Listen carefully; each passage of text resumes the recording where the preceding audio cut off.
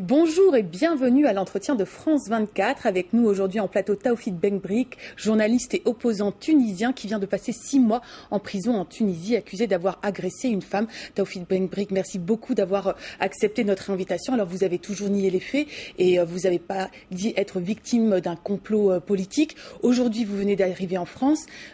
Pourquoi? Dans quel but ce voyage? D'abord pour rencontrer Paris et boire un café sur une terrasse de Paris, parce qu'il y a longtemps que je ne suis pas venu. 5 ans précisément. Et ensuite, essayer de rencontrer les autorités françaises pour leur parler du calvaire tunisien et de la petite Tunisie martyre, ce pays dont on parle vraiment peu. Ce n'est pas l'Algérie, ce n'est pas la Libye du Kadhafi, ce n'est pas Israël ou l'Égypte. C'est un pays qui, on n'en parle que lorsque Ben Ali fait ses scores. C'est moins spectaculaire que peut-être ce qui se passe dans d'autres pays. Néanmoins, les droits de l'homme sont absolument menacés en Tunisie, d'après vous? Pas seulement menacés, ils sont inexistants. Et il y a quelqu'un qui a droit de vie et de mort, surtout les Tunisiens. Donc, les droits de l'homme, pratiquement, on n'y pense plus. Et alors, quel est le message exactement, concrètement, que vous allez transmettre aux autorités françaises si jamais vous pouvez les rencontrer? Qu'est-ce que vous attendez d'elles? D'essayer de nous aider. Je leur dirai que la France a une dette envers la Tunisie. Vous étiez nos colons, mais vous nous avez délaissé des colons indigènes. Il faut essayer de dératiser de ce pays qui aime la paix, qui aime la joie et qui sombre maintenant dans l'ennui, dans la peur, de nous aider à revivre. Mais alors, qu'est-ce que vous attendez concrètement? Parce que la position des autorités françaises a été plus ou moins nuancée. Vous avez là été soutenu dans votre combat lorsque vous étiez en prison. Néanmoins, Nicolas Sarkozy, lors de sa dernière visite en Tunisie, a dit que les droits de l'homme avaient fait beaucoup de progrès. Donc, qu'est-ce que vous attendez vraiment? Je m'attends au moins qu'il calme Ben Ali. Qu'il le pousse à nous donner pas un lopin de terre, mais un lopin de liberté, un zeste, un parfum de liberté. Nous ne demandons pas à Ben Ali de s'en aller, mais qu'il nous laisse vivre en paix, qu'il nous laisse vivre avec nos enfants, avec nos amis, sortir la nuit sans qu'il lâche sur nous ses kleps. Parce que c'est ça ce que vous vivez au quotidien, la peur au quotidien, la crainte de... Pratiquement, lorsque je suis sorti de la prison de Siliana, j'ai dit, j'étais dans un zoo pour animaux, mais dehors, c'est carrément une réserve pour hyènes et loups. C'est tout. Parce que là, ce que vous décrivez, c'est pratiquement un régime totalitaire, véritablement, en fait. Je crois qu'il n'y a pas un pouvoir au monde qui a un pouvoir aussi absolu. Je ne crois pas qu'il y ait actuellement sur la planète Terre un homme qui se comporte en pharaon. Même pas auparavant Fidel Castro ou Saddam Hussein. Ben Ali se met à l'aise, il est seul, c'est pratiquement rare. Oui, ça fait 23 ans qu'il est au pouvoir. Néanmoins, par exemple, Ben Ali vous a permis là de sortir et de quitter le pays pour venir rejoindre la France. Il ne m'a pas permis, je l'ai arraché, je me bats toujours.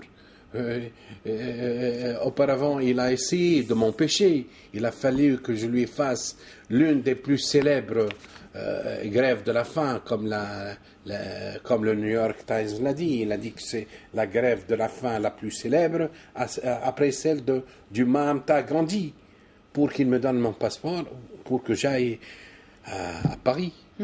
Vous le décrivez comme finalement pour vous, c'est un dictateur, très clairement?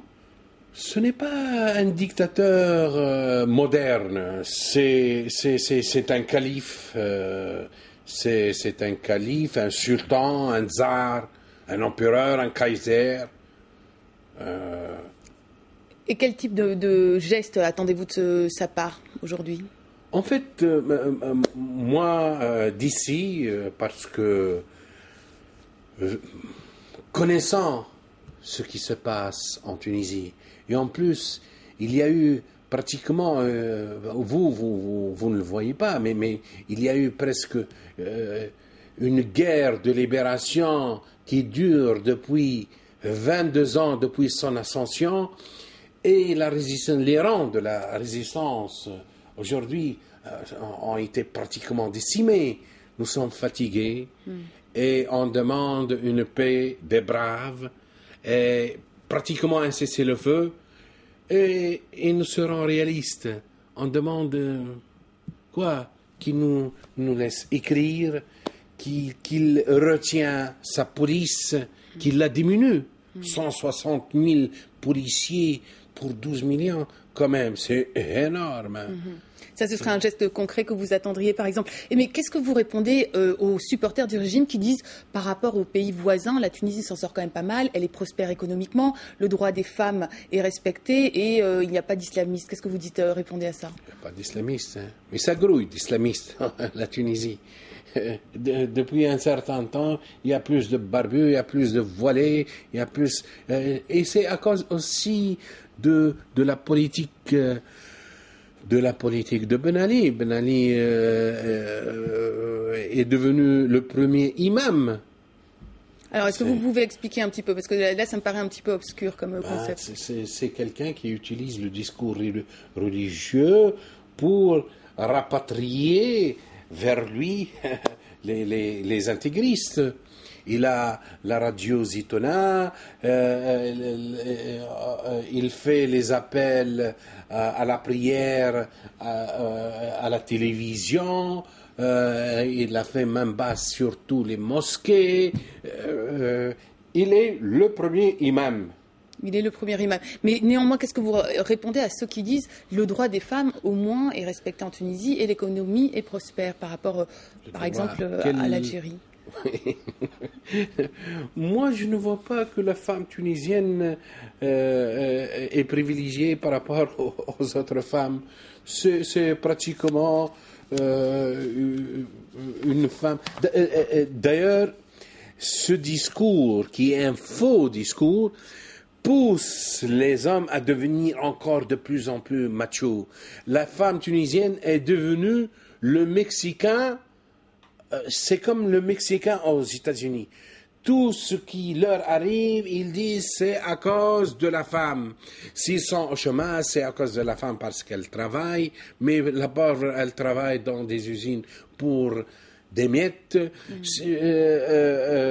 S'ils sont humiliés, c'est à cause de la femme. Donc la condition des femmes est en train de se dégrader en Tunisie, d'après vous? Elle a toujours été dégradée, ce n'est pas d'aujourd'hui. Je lui demande, si vraiment il veut faire quelque chose pour la femme, pour la libérer, que l'héritage soit partagé à égalité entre l'homme et la femme. Parce qu'actuellement, la femme ne reçoit que le 1,5 de l'homme. Alors revenons sur la liberté de la presse. Vous-même, vous avez été libéré de prison et vous êtes aujourd'hui à Paris. Néanmoins, certains de vos confrères sont encore, je dirais, dans le collimateur des autorités tunisiennes, notamment Zouhaïr Maklouf ou bien encore Fahim Boukadous. Est-ce que vous pouvez nous parler de leur situation à eux? Oui. Mais en général, depuis longtemps, en fait, en Tunisie,